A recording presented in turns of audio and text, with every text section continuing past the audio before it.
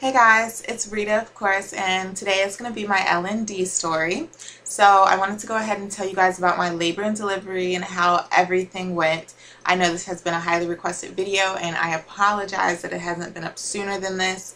Of course, having a new baby, being a mom of two, under two, is definitely challenging and fun at the same time, but I figured, when I had time to do a video, I'd rather do the weekly updates for Trey rather than, pump out my L&D story. But now here it is. So let me also show you guys him. He is being a little clingy right now, which I have no problem with, but he didn't want to stay in his bassinet by himself. So, and he's awake. So this is baby Trey. He is, he's now 1 month. So his 1 month update should be up before or after this video. But what you see? What you see? But this is him, and he won't get his little head right. Here we go. No. He is looking at Trey. Okay. We'll let you wait to look at the camera. How about that?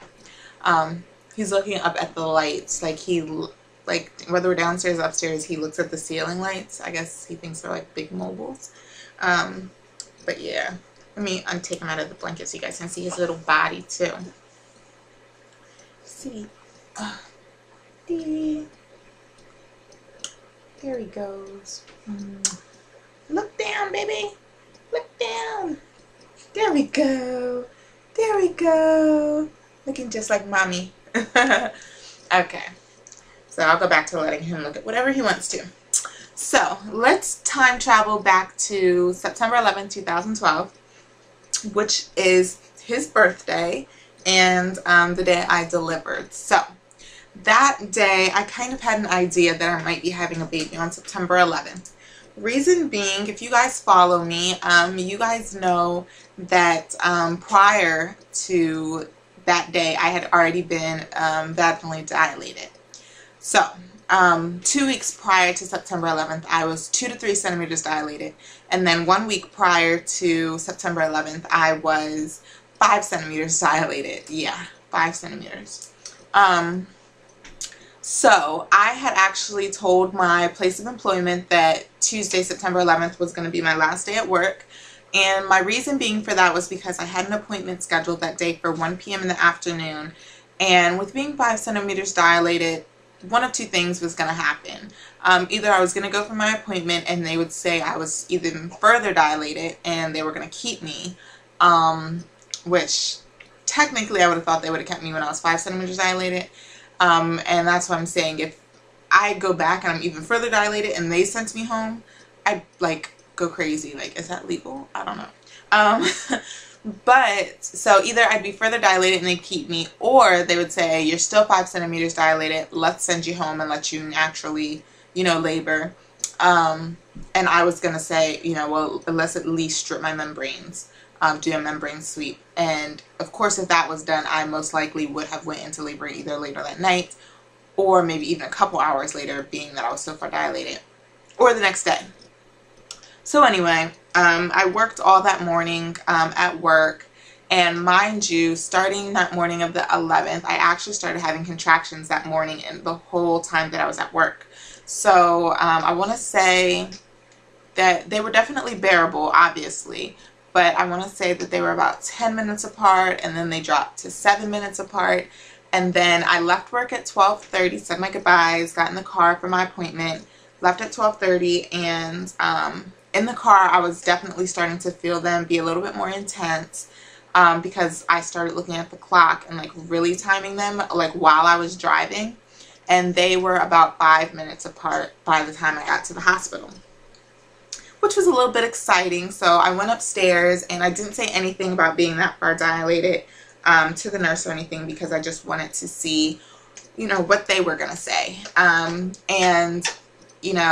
as soon as she pulled my file, she saw, you know, my last couple appointments and my dilation, and she was like, oh, let's see if we're going to be having a baby today. She said, you know, you never know, you might be having your baby today. And I was like, maybe. So they took me, and of course they weighed me and all that good stuff. For those of you interested, the day of September 11th, oh, where my lighting just went. The day of September 11th, I weighed 181 pounds. He hates pacifiers, keeps spitting it out. I was 181 pounds that day. Okay. So what happened was then they took me back to go ahead and be checked, and there was actually not my regular doctor, but one of the doctors I had been seeing. And then there was also an intern that was there, and she wanted to know if I minded if he came, you know, back and checked me as well. So first she checked me, and she didn't say anything. She then told him, okay, now your turn to check. And she was like, just be very careful, and you'll know why in a second. And I was like, very careful. I was like, okay. So he checked me, and long story short, he was definitely a newbie. He couldn't even find my cervix. He probably did find my cervix, but just didn't know what he was feeling. So she was like, okay, never mind. She was like, do you feel this like bag of water that's bulging? She was like, your bag of water is like literally about to pop. She was like, it could go any second. So that, I was like, really? And then she was like, and furthermore, she was like, you're a good 6 centimeters dilated. So I was like, I really got excited at that point because I knew something was about to go down. So she was like, it's to my understanding you've been having contractions. She was like, you just had one while you were here, because she thought my stomach, she was like, oh, you're having a nice hard contraction. And she was like, the other thing is though, is that you can still talk through them. You're still breathing through them. And so, you know, they're not too intense. And I was like, hold up, is this lady about to send me home just because I can breathe through my contractions? Like, how does she know, you know, that maybe I just can't handle them really good? Quick side note, you guys, I'm on my webcam, so please forgive me for the way my lighting keeps going in and out. It's crappy quality. But anyway, so then I actually, as she was saying that, I had another contraction, and she was like, whoa. She was like, that wasn't even 5 minutes apart from the last one. She was like, that had to be like 3 minutes. So she was like, let me call upstairs and see if they have room for you. And she was like, I think we're just going to go ahead and keep you. So I got really excited, and I went ahead and just texted my boss and told her, I said, yeah, I'm definitely not coming back. I said, I think we're having a baby today. I didn't want to text anybody else yet just to make sure. But sure enough, they came back out and were like, yeah, we're going to take you upstairs. They were like, so go ahead and call your loved ones, whoever. So the hospital had really, really bad quality service for my cell phone. And so it took me like 5 minutes walking up and down the hallway to get Keith on the phone. And I finally did, and I was like, you can go ahead and leave work. I was like, we're going to have a baby. And he was like, no, like he didn't believe me. It was so funny. And then I was like, no, I'm serious. Like, come on, like, start your drive, because he works in New Jersey and we live in Philadelphia. And he's going to sleep. And so he was like, all right, I'm on my way. And he just hung up on me. And I was so mad because I had so many other things to tell him and to say, and it took me that long to get him on the phone, and he hung up. So it took me another 5 minutes to get him back on the phone. And you know, I reminded him that he needed to get Kimura's car seat and stuff like that and take her to her daycare. He also left our house key at the daycare, and this was so that his family could come down from Delaware and they could pick up Kimura from daycare, because this was around, I want to say, I was talking to him at like 1:30ish, 1:30, almost 2 o'clock basically. And Kimura has to be picked up by 6 o'clock. So obviously Keith was going to be there with me, and I probably would be like in labor, or if not had the baby already. So then basically they took me upstairs. They got me onto my IVs and everything, got me situated. By like 3 o'clock, I want to say, Keith showed up to the hospital. He was there. and we had made, you know, we had gotten in touch with his family and my family. So they got my IV fluids going, and they were monitoring me, and they were about 5 minutes apart. And then after about maybe an hour, hour and a half going by, I noticed my contractions had started to slow down. And when the nurse came in, she said that they were still about 5 to 7 minutes apart, but she said they definitely did slow down. And she said I probably wasn't feeling them as intense anymore because I got, you know, the IV fluids in me and I was a little bit more hydrated. So, you know, it wasn't bad. You know, I was just relaxing. Me and Keith were talking and texting people. And that's when we did the little clip to show you guys that I was in labor. So then some hours went by. I want to say that around, they had, you know, they came back in and they, you know, they kept checking me. And actually they only checked me once. And this was like around, I want to say like 4 o'clock. And I think I was like 6.5 centimeters dilated. I didn't dilate that much more since, you know, they checked me at my appointment. And so they were like, okay, we're just going to let you rest. We're going to see, you know, what happens. So then at that point, we just relaxed. So nothing happened. Time lapse went by. Now it's about 6:30 or something like that. And they came in and they were like, okay, we're going to go ahead and break your water. And I was like, what? So she was like, your water is already bulging. She was like, we're just going to go ahead and pop it. So I was like, oh boy, because I knew the contractions were really going to pick up after my water was broken. So I was like, I made this face and she's like, what's the matter? And I was like, I'm just afraid because I know that the contractions will pick up. And she was like, are you thinking about pain medication? And I was like, I am. And I was so disappointed in myself because I really, really wanted to try to go natural, because if you guys follow me, you know I always said with Kimura, I think that there's a possibility I could have went without the epidural, because I wasn't having I didn't feel my contractions the whole time I was laboring. Which with this pregnancy, I had way more Braxton Hicks, and I did feel the contractions while I was laboring, although they weren't painful. But just because it was so different from Kimura, it really made me think that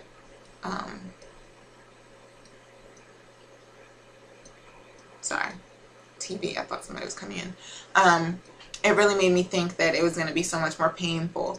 So I broke down and I was like, I want an epidural. And I'm not even going to talk about it because I'm so disappointed in myself. But so then she was like, okay, she was like, well, we'll find the anesthesiologist after. And I was like, no, I want the epidural before you break my water. So she went and found him, and surprisingly he was in the room within 5 minutes. And he gave me my epidural, which is a whole nother story because this one was a little different. Like, as he was giving me my epidural, one thing I didn't like was that they didn't let me lean on Keith. You know, before I was able to lean on him, and this time the nurse wanted to be the one that I leaned on. Why? I don't know, if she like thought I was going to move or something. But I leaned on her and he was giving me the epidural, and all of a sudden, like, as he's giving it to me, I got this pain in my right hip. And I was like, oh, I was like, am I supposed to be feeling this pain in my hip? And he like did some wiggling around and, you know, kept putting it in, and he was like, do you still feel it? And I was like, yeah. And I had been having hip pain my whole pregnancy, so I don't know if it had something to do with that, but I did not like the way that that felt. Like, it really just, it didn't sit well with me. So he got the epidural in, and you know, it was still in the back of my mind about that pain that I felt. Like, all I could think of was, oh my gosh, did something go wrong? And it really did scare me. But then the medicine started working, and this epidural was a little different. Like, I want to do some research because people have been talking about, you know, epidurals have come such a long way, and now there are walking epidurals and all this stuff. But I definitely can agree this epidural was different than the one I had with Kimura. The one I had with Kimura, like, I went like rock numb, meaning like I couldn't feel anything. I was like a doll. I had to get help with everything. Whereas with this one, I was numb. I couldn't feel my contractions, but like I could still feel stuff. One of my legs I could still completely move.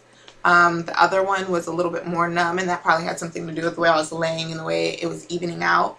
But I felt like I could get up and walk. Like, I don't know, it felt different. And when I told them, you know, what I was feeling, they were just like, epidurals have come, you know, such a long way, and they're different, you know, they're more mobile, I guess. I don't know how to explain it. But anyway, so then immediately after that, they broke my water, and we're looking at about 7 o'clock now. So they broke my water, and they're like, okay, we'll be back in a little bit to check you. So they came back in about, I want to say, this was at 7 o'clock. They came back at like 7:30, and they checked me, and they were like, you're 10 centimeters dilated. So they were like, okay, we're gonna get everything ready. They started getting the tables ready and all that, and they were like, we're gonna go ahead and let you push. And at this point, it was just me and a nurse and Keith and my mom in the room. But some more people did come in the room, but they were all like medical staff. So that was, by the time everybody was in there and I started pushing, it was like 7:40. It was like 7:40. And so I started pushing, and when I first started pushing, I did like, I want to say maybe like 4 like pushing sessions. And she was like, okay, maybe, she was like, it's going to take a little bit for the baby to come down. And then like right after she said that, like I pushed 2 more times, and she was like, okay, the baby's down. And so it was weird. Like, I don't know if he just like dropped all of a sudden, but she was like, okay, she was like, let me go call the doctor. So she called the doctor in, and I didn't push that much at all. I pushed maybe like 4 more times, and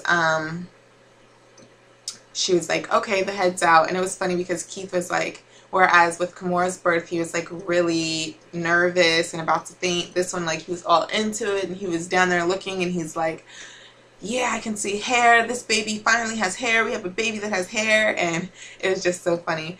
And they, you know, they were like, okay, 1 more push and the head will be out. And I did that push, and then like I saw Keith's face, and then I saw the nurse say, oh, we have a situation. And I got so scared, and they were like, we have a cord situation. And apparently the cord was wrapped around his neck twice, and then in a knot, which when they say in a knot, I still don't understand what they meant by that.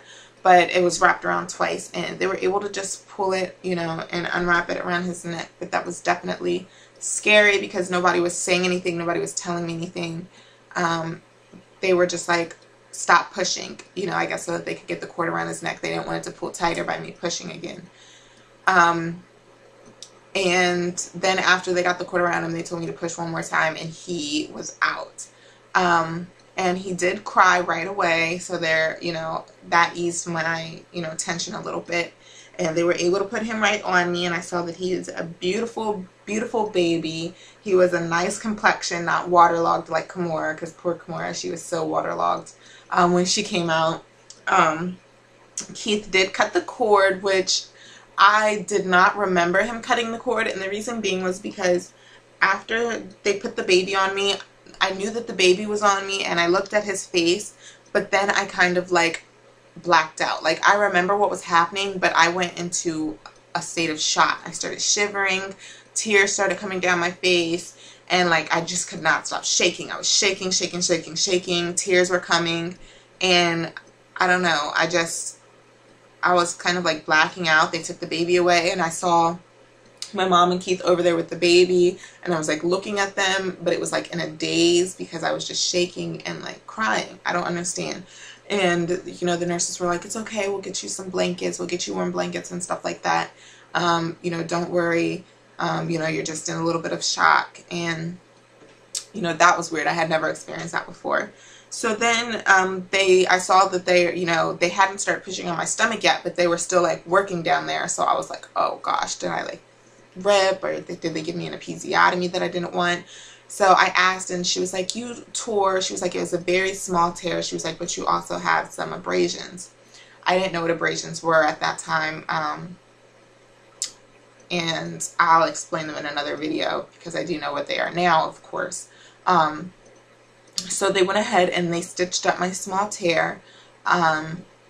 And then at that point, then they brought, you know, they were able to push on my stomach and get my placenta out, which I did not look at this time. One time was enough for me in my first pregnancy. I didn't need to see it again. So then it was fairly quick. After that, they were able to go ahead and, you know, clean me up and everything, and able to go ahead and clean me up and everything. And you know, I immediately, when they brought the baby back to me, I immediately did skin to skin and was able to latch him on, and he fed for about 10 minutes. And then that was it. And then at that point, you know, I allowed family and everything to come up. So family and everybody was in the room immediately after delivery for a good hour, and everybody got to meet the baby. They brought Kimora up. She was there. And everybody that was there was my mom and my dad and Keith's mom and dad and his sister, and also baby Kimora. They had got her from daycare and brought her up. So she got to meet her brother. She was completely uninterested. She just wanted to climb up on me, which was cute, but she was like, okay, baby, yeah, whatever. She just didn't care. So after they left, then me and Keith then went up to our room, and that probably was about 10 o'clock. We finally were up in our room and getting settled, and we kept the baby in the room with us the whole time. This little boy did not let me get much sleep, me or Keith much sleep, while we were in the hospital, because he was up all night, and they wanted to take him to the nursery and stuff, but I just don't like that. Like, I don't like the baby being away at the nursery, especially since I was breastfeeding him. Like, you know, what if he wants to eat? You know, I don't want you to have to keep disturbing him, bringing him back. So we just kept him in the room the whole time, and I fought through it with not being able to sleep. So, but other than that, you know, the hospital was great. The hospital staff was great. I was treated very, very well. I got to meet with a lactation consultant, and so that helped me with my knowledge about breastfeeding. Again, it gave me a little bit more encouragement, even though this is my second time around. I just, you know, definitely wanted to talk to somebody. I did get him circumcised. I know somebody asked that for my question and answer video, which I will talk more about later. But he was circumcised. And yeah, I don't know what else to say about my labor and delivery, but that it was a great experience. We got to leave on September 14th. We left a little later in the day just because they, you know, they did all my discharge interviewing, but nobody put it in the system, so we had to wait around a while so they could find the doctor that like did my discharge interview. But yeah, we got to go home, and Kimora came back that same day because she stayed in Delaware while we were in the hospital, and she came back that same day, and you know, we got to have our family of 4 there, and it was lovely. It was beautiful. So that's my labor and delivery story, you guys. I don't know, I don't feel like there was anything too exciting to say or unexciting to say, but you know, that's my L&D, and it came out with me having this beautiful baby boy, who is now asleep. Once again, he was 8 pounds, I mean, not 8 pounds, oh my god, I'm thinking of Kimora. He was 7 pounds, 6 ounces when he came out, and 20 and a half inches long, which is definitely something I should have said way back when I was doing the other part. But he was beautiful, and still is beautiful, and this is him. He definitely does look like me. I will agree with you guys now. He definitely looks like my daddy, though. So he's sleeping, and I love him. So look out for his 1-month update and all of the other updates that I will be doing. And just thanks again, you guys, for all the well wishes. And I will talk to you guys soon. Bye.